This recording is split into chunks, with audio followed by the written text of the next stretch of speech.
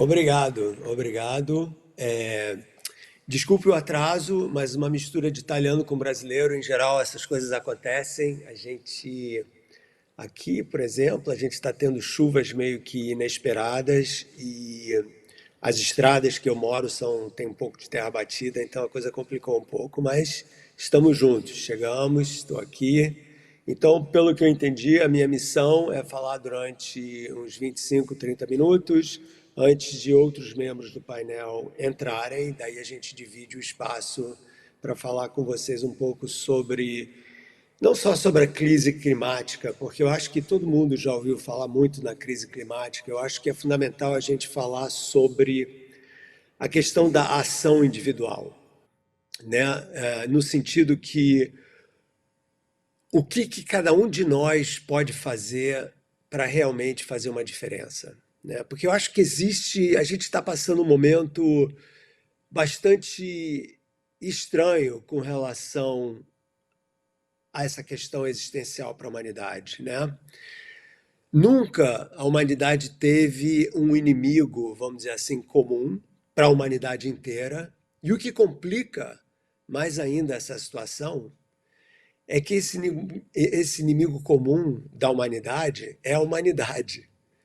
Então a gente está lidando quase que com um paradoxo existencial, em que nós é que somos os que estão perpetrando um problema que, sem a menor dúvida, está mudando já o planeta, está afetando de uma forma profunda a qualidade de vida de milhões e milhões de pessoas.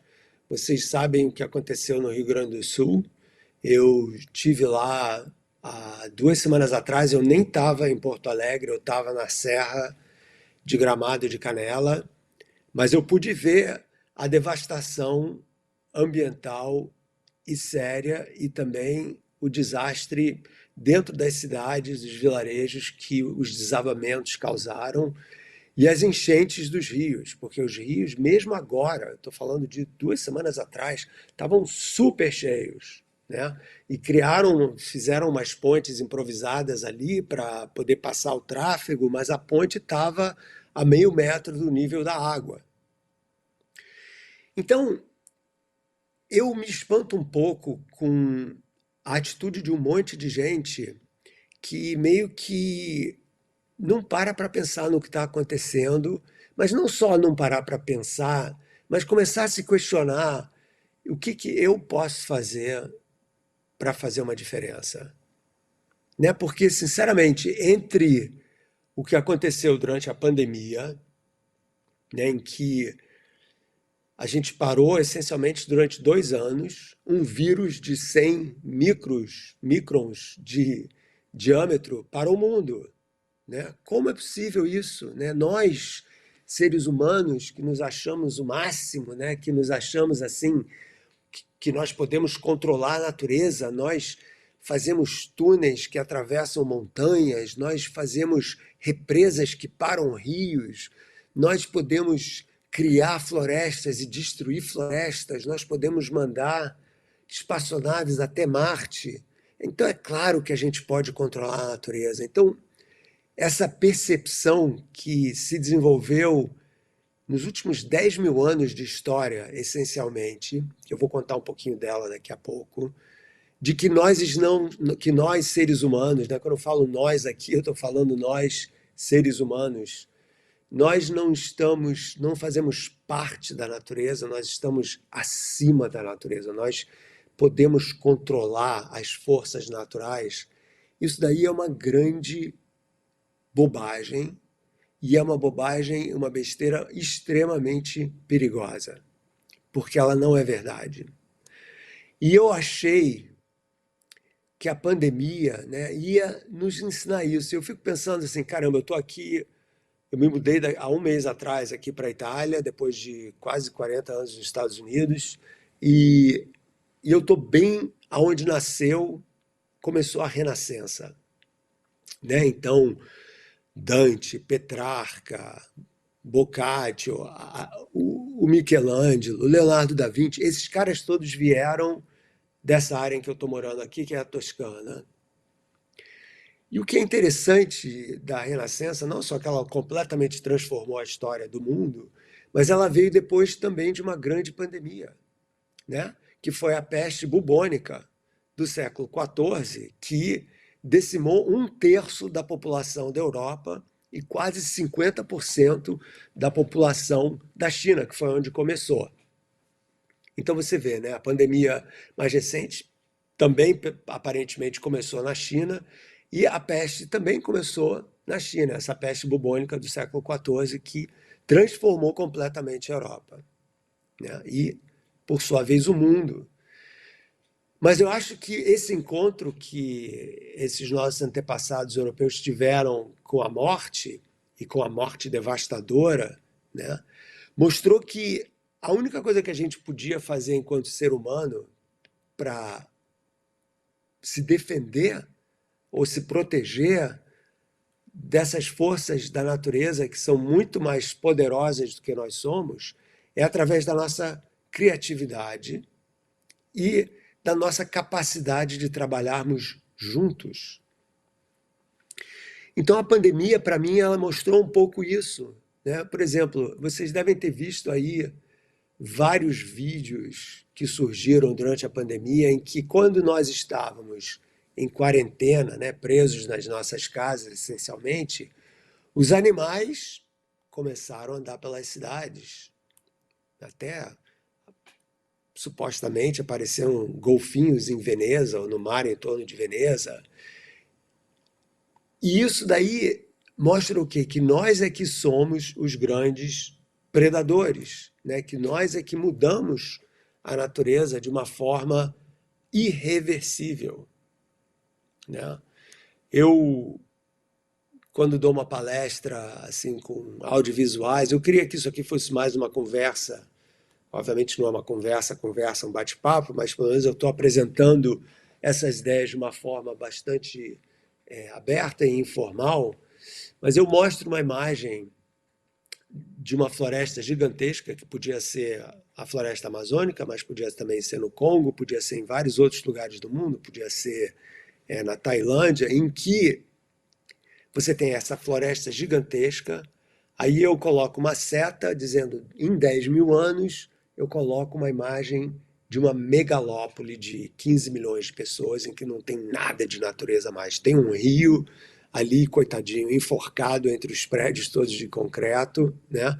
O próprio leito do rio não é nem mais um leito do rio, né? Ele é feito de concreto também, então ele é basicamente uma passagem de água de um ponto a outro, né, da cidade. E a gente para pensar e fala, como é que isso aconteceu em 10 mil anos? Né? E como que isso daí cabe dentro da história global do planeta e da nossa espécie, né? Que é uma coisa que a gente também não pensa muito no assunto, mas que todo mundo deveria, nesse momento, mais do que nunca, estar pensando. Que nós, Homo sapiens, né? A gente está aqui há 300 mil anos, mais ou menos, nesse planeta. 300 mil anos na história de um planeta de 4 bilhões e meio de anos não é nada. Se a gente pegasse a história inteira da Terra e colocasse num relógio de 24 horas, a gente novamente, nós seres humanos, Homo sapiens, a gente chega aqui alguns segundos antes da meia-noite. Então a gente acabou de chegar dentro da história planetária. Mas que chegada, né? E o mais incrível ainda é que dentro desses 300 mil anos de Homo sapiens no planeta Terra, essa maneira da gente se organizar sociopoliticamente em cidades e com hierarquias de poder, né, em que você tem uma centralização do poder, isso daí só aconteceu há mais ou menos 10 mil anos atrás, 12 mil anos atrás, que é quando os nossos antepassados, coletores, caçadores, começaram a se reunir em pequenas comunidades agrárias. Eles descobriram, muito sabiamente, que quando você planta, você tem um rendimento muito maior de alimentos do que quando você sai pelas florestas para procurar comida.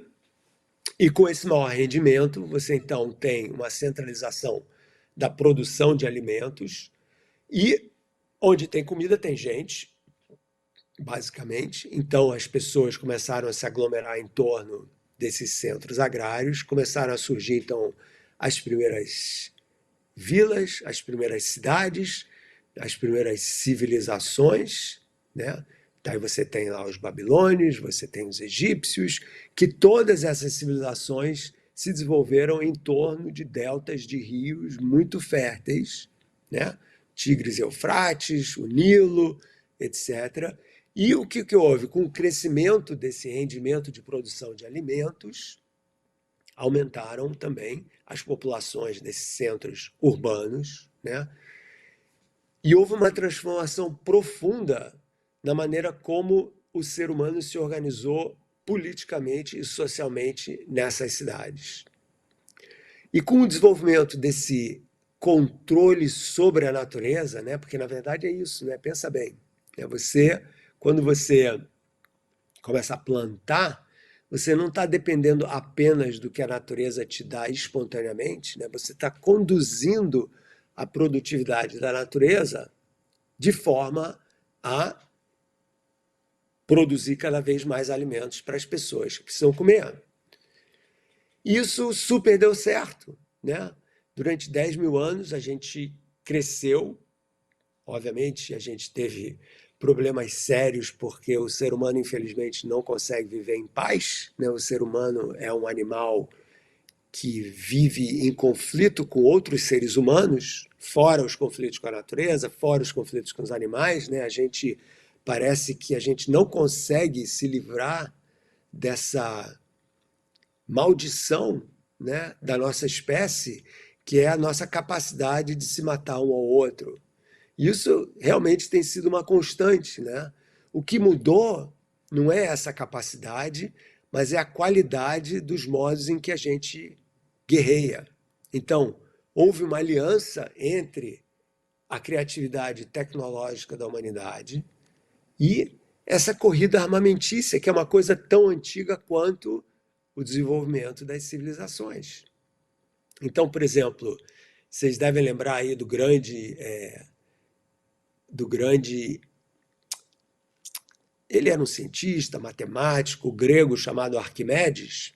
Então, o Arquimedes, fora as grandes invenções científicas dele, ele serviu o rei de Siracusa, que se defendia dos ataques romanos, né, dentro das muralhas lá da cidade, e o cara inventou 1000 catapultas diferentes, e ele pegou vidro e entendeu que a curvatura do vidro podia focar o raio do sol, e com isso criar lentes que, segundo a lenda, né, isso daí está tudo meio em névoas legendárias, vamos dizer assim, né, conseguiam queimar as velas dos barcos romanos, né? E com isso ele conseguiu proteger Siracusa durante muito tempo dessas invasões romanas.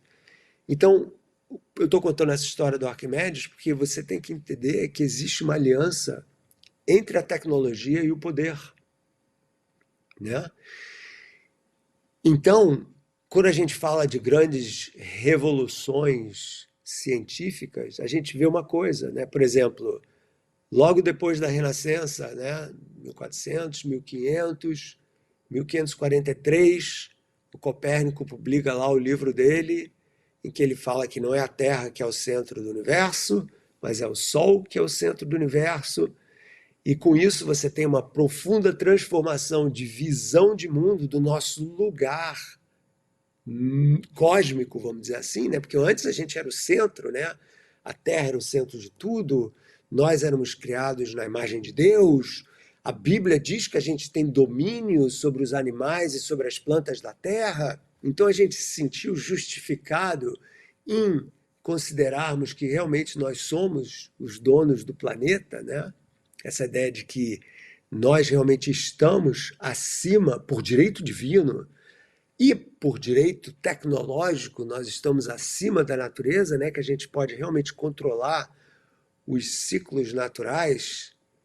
Isso nos levou a uma arrogância que está causando a nossa própria destruição, né? Então, eu acho muito importante para a gente entender melhor o contexto em que a gente está vivendo, a gente entender como que a gente chegou aqui, né? Como que isso tudo aconteceu. E isso aconteceu através dessa combinação dessa arrogância, né? Essa prepotência que a gente tem de achar que a gente realmente pode controlar a natureza, até que vem a pandemia e para o mundo. A ciência ajuda? Claro que ajuda. A ciência cria vacinas, hospitais, antibióticos, né?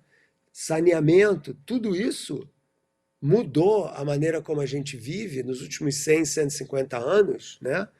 Se eu tivesse dando essa palestra há 40 anos, há 100 anos atrás, tão no início do século XX, nem tão no início mais, né? A expectativa de vida era de 40 anos. 40 anos, moçada. A gente duplicou a expectativa de vida do ser humano. Isso não foi um milagre, isso é um grande, vamos dizer assim, triunfo da ciência. Mas junto com isso, com o fato de que melhorou o saneamento, melhorou a tecnologia aplicada à agropecuária.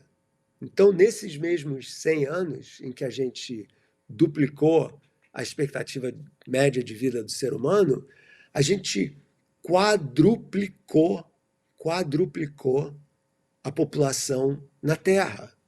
Então, no final da Primeira Guerra Mundial, 1918, quando teve lá a gripe espanhola, que foi uma terrível pandemia, a última grande pandemia que a gente teve, a população era de 2 bilhões de pessoas.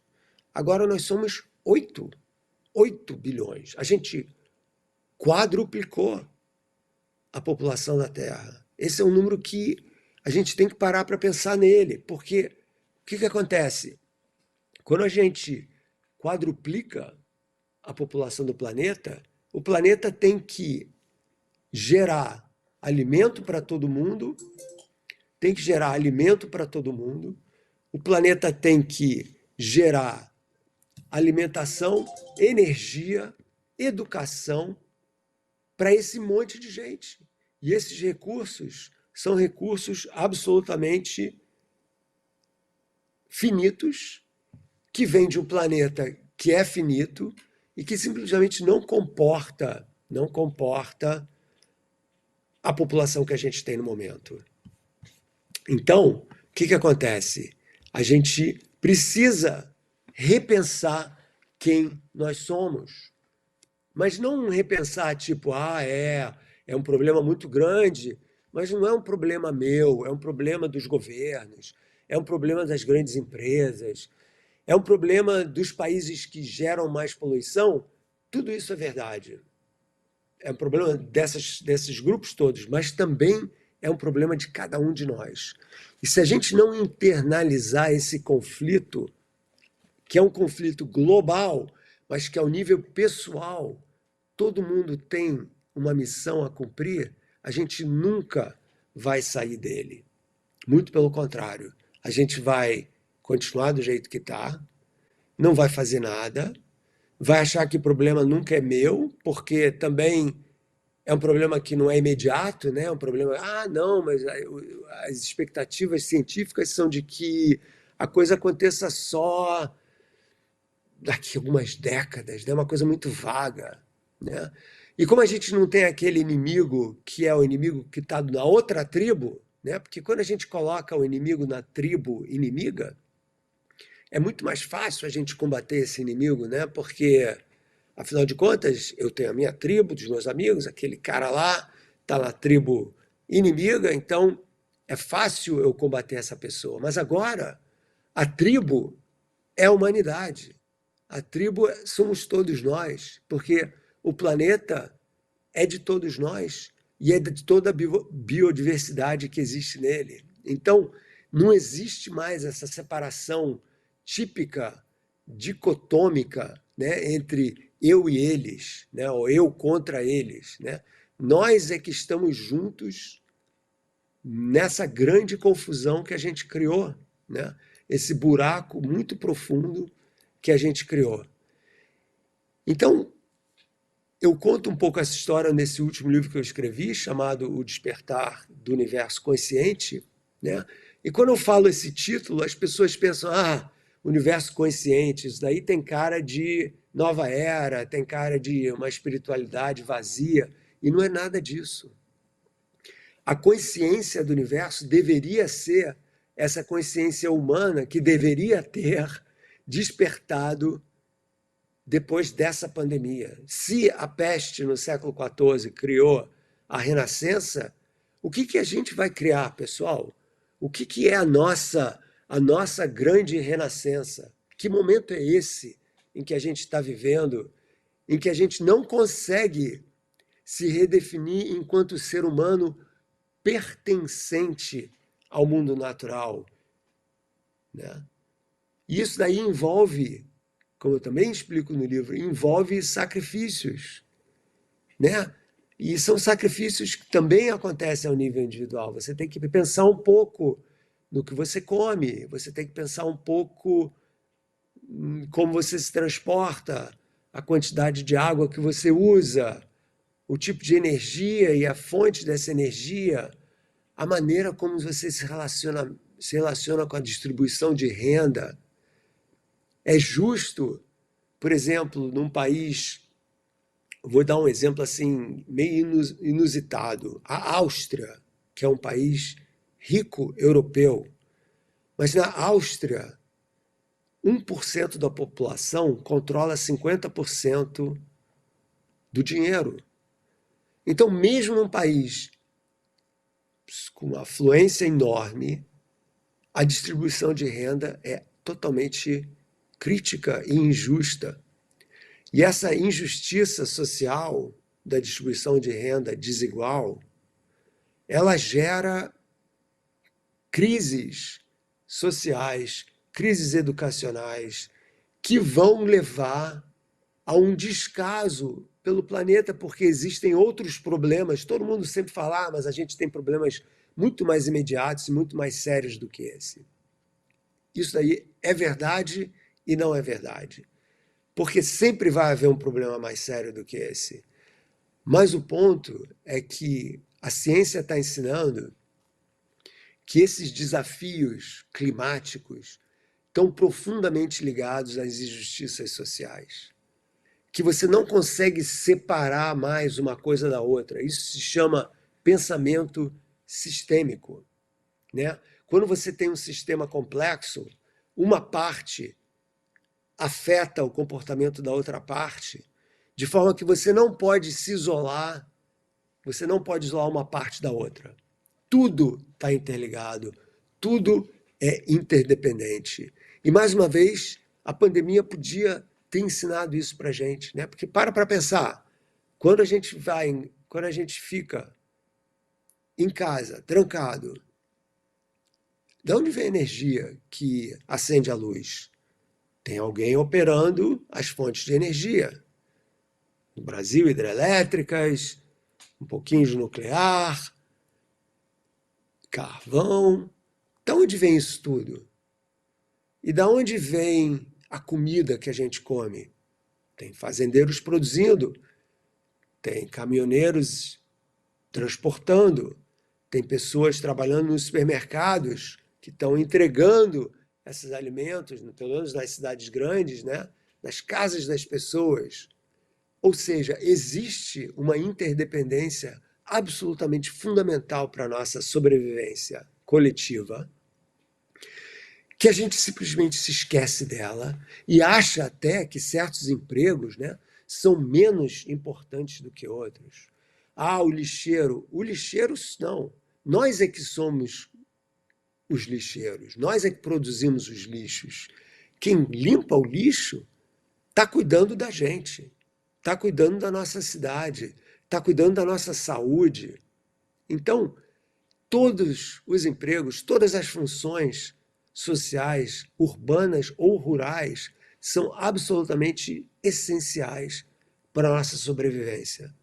Então, essa interdependência, essa interconectividade entre nós todos, colmeia humana, não pode ser esquecida, né? E essa pandemia, ela tinha que ter lembrado tudo isso para a gente. E o que a gente herdou da pandemia? Duas coisas. uma coisa ruim e uma coisa boa.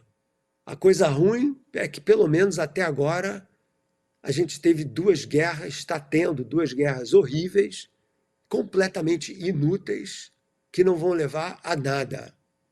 São duas guerras sem vencedores. Então, mais uma vez, apesar de 12 mil anos de urbanização, de desenvolvimento tecnológico, de civilização agrária e agora tecnológica e agora digital, nós continuamos moralmente morando nas cavernas. É triste e lamentável isso, mas essa é uma verdade. E saber disso e não fazer nada é pior ainda, porque é uma compactuação. Mas a notícia boa, pelo menos, uma das coisas boas que aconteceu na pandemia é saber que também dá para trabalhar de casa. Dá para trabalhar de casa, você bota lá uma camisa social, que não é o caso hoje, sábado, né, pessoal? Sábado à tarde aqui. Mas você bota uma camisa social, mas está usando uma calça de pijama e ninguém nem sabe, né? E você pode ter uma produtividade muito boa fazendo isso. Você pode ter uma taxa de carbono, de uso de carbono muito menor, porque você não precisa se transportar de um lado para o outro. Então, mas isso não é suficiente para salvar a humanidade de si mesma. O que é suficiente, o que é necessário para salvar a humanidade de si mesma é uma nova visão de mundo, em que essa interdependência, né, o que o grande monge budista vietnamita Thich Nhat Hanh falou, o interser, a ideia de que não existe uma existência que é completamente dependente de qualquer outra existência, que todas as existências são interdependentes e codependentes, ou seja, eu preciso de vocês, vocês precisam de mim, e nós precisamos uns dos outros no mundo inteiro. Sim, existem graus de dependência maiores ou menores, mas a verdade é que nós todos precisamos de nós todos, né? E por isso a gente tem que tratar todo mundo de uma forma, primeiro começando com humildade, depois passando pela graça e terceiro passando pela generosidade, porque a generosidade regenera. E a gente, na nossa corrida de todo dia, a gente não olha para a generosidade que a natureza tem com relação a nós, porque sem ar e sem água, a gente não vive, pessoal, né? Como disse uma convidada minha lá no Rio Innovation Week, uma maravilhosa jovem indígena chamada Adana Kambebe, ela falou, se a gente matar a floresta, a gente morre junto com ela, né? E ontem eu li que o Rio Amazonas está sofrendo muito, está secando. Quando eu ia para a escola, o Rio Amazonas era considerado o rio de maior volume de água do mundo. E agora você lê uma coisa assim, né? Então, essa é a reflexão que eu queria deixar com vocês para a gente começar esse nosso painel. Mas, pessoal, o importante dela não é só ouvir, mas é agir também. Eu espero que eu tenha cutucado vocês um pouquinho para que vocês reflitam sobre isso tudo. Obrigado.